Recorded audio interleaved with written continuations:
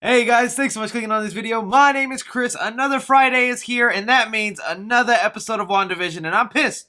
They cut off right when they were about to explain where babies come. Where do they come from? But episode 3 of WandaVision is here, and you guys know the drill. I'm gonna be giving you my thoughts, my recap, breakdown, dissecting Easter eggs that were here and there throughout the episode, predicting and theorizing what the hell is going on. So I'm gonna need you guys to do the exact same in the comment section. Give me your thoughts, your theories, what you predict is happening here, because man, they're really breadcrumbing us. It's only the last like 5 or 3 minutes of every episode that we get some story progression on the main story. But I'ma forgive it. Mandalorian got awesome in those last 3 episodes, and they were kind of dragging those first few episodes. As well as don't be forgetting to hit that like button, okay? I even got a new little vision pop here.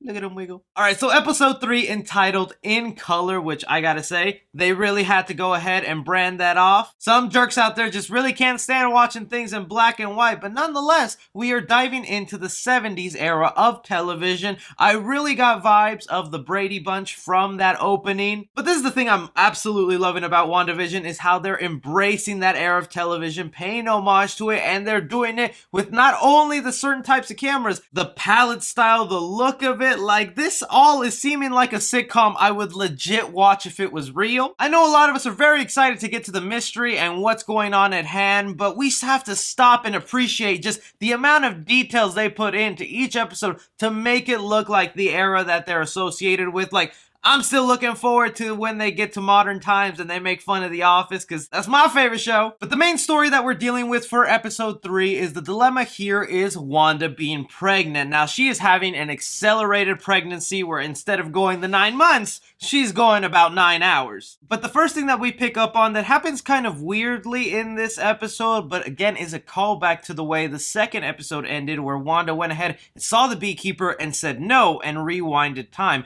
When Vision is looking around and noticing that people are starting to act weird in the town, things aren't exactly as they seem, especially with Wanda's pregnancy, and he's questioning it, going to her saying, this is weird, something strange is going on. As soon as Wanda blinks, it resets that conversation and puts Vision on a more positive light and keeps him in the dark from what Wanda really wants him to know. So again, just going to the theories we've had, that Wanda absolutely knows what's going on in Westview, that she is aware of her surroundings, knowing that it's fake, but she likes this happy little sitcom lifestyle because she gets to spend it with Vision, and anyone who goes ahead and tampers with that is going to get the boot. As things continue on with the pregnancy here, we get a little more insight to the twins, or the babies that Wanda is going to be having, and they go rattling off some names, but eventually setting for Billy and Tommy. And these, to a point, are the names given to the young Avengers known as Wiccan and Speed, who they're introducing here in WandaVision. Now, Wiccan, who is being named Billy, is going to be having similar powers to Wanda, while Tommy's Speed is, well, going to be having super speed. Now, a lot of that could attribute to the genetic code, seeing that maybe he takes again from his mother's side and he inherits the powers of Quicksilver, but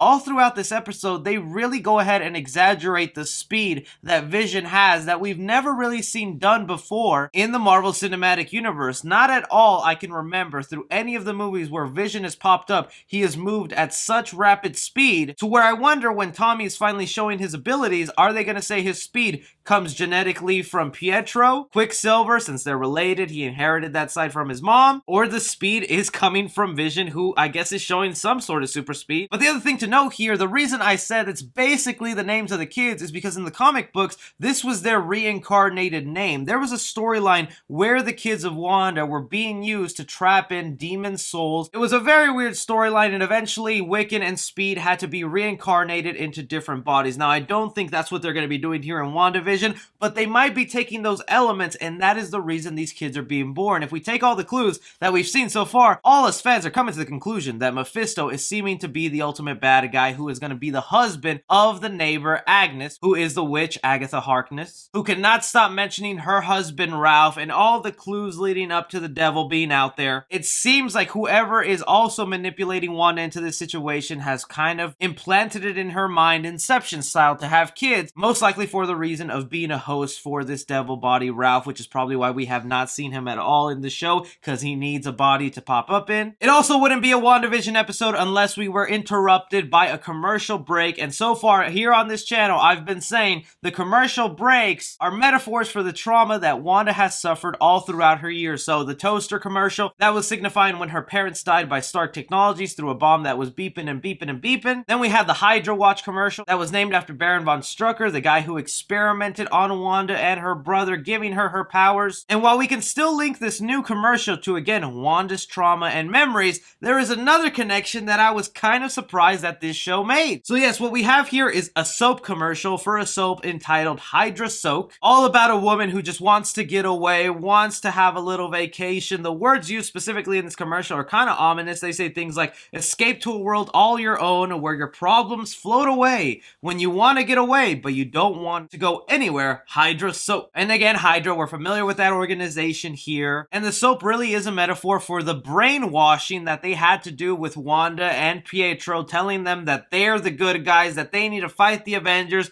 they're the bad ones, we need to take over the world. That's what Hydra does. They brainwash, but there's also an Agent of S.H.I.E.L.D. connection. I'm gonna roll it for y'all. Would have figured it out a long time ago if it wasn't for the mind control soap. Yeah. Wait, what? That blue soap everyone uses?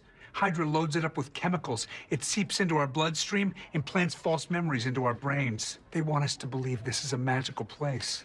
But don't worry, I'm clear.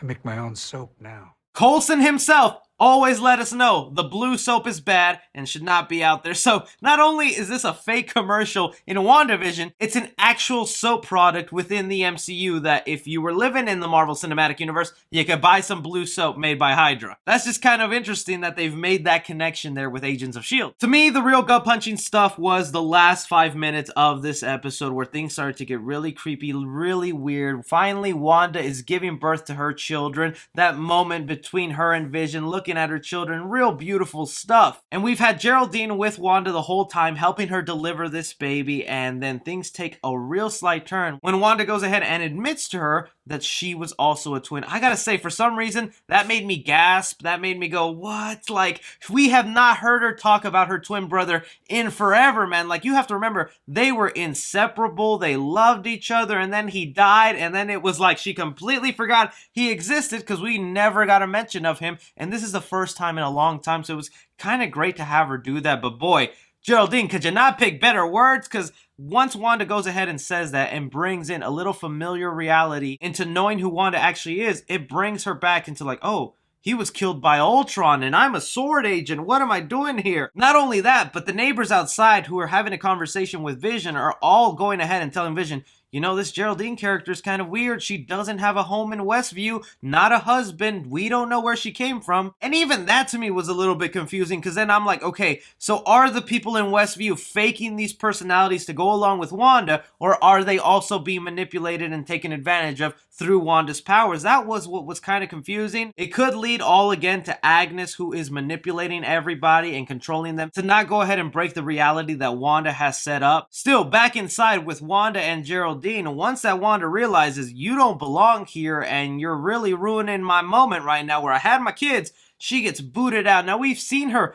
booted out in the trailer, but for some reason they did not want to use that footage for the actual show, which kind of puzzled me, where they throw her out of the sphere and she lands outside where there's a bunch of sword agents monitoring the situation. It really is just Wanda wanting to keep this false reality up, staying in it for as long as she can, but Vision is really starting to catch on here because one thing Wanda didn't know is he doesn't know that conversation he just had outside with the neighbors, where Vision knows this girl does not have a home to go to in this town, and you, Wanda, just said she had to rush home. So I'm sure Vision is going to be suspicious now. We're going to dive deeper into that in the 4th episode, and also leads me to think Vision might actually be alive. I'm still up in the air whether he's just a figment of Wanda's imagination or she's bringing him to life through his dead carcass body that she found, and that's where she created this false world when she got to see it. I'm still on board for WandaVision. I'm liking it. Of course, I would love the actual main plot to be a little longer and not just be talked about the last 3 minutes of every episode. You know, sprinkle it in a little more here and there, but they're just building up right now, and I'm still having an entertaining time watching it. But I want to hear from you guys. What what Easter eggs or theories have you picked up from this episode of WandaVision? Are you excited for the fourth one? Are you ready to jump off, or are you still going to continue on? Anything and everything, be sure to leave me your thoughts down below. Don't forget to like and subscribe. Follow me on Twitter at 3CFilmReview. As always, I'm Chris. Take care.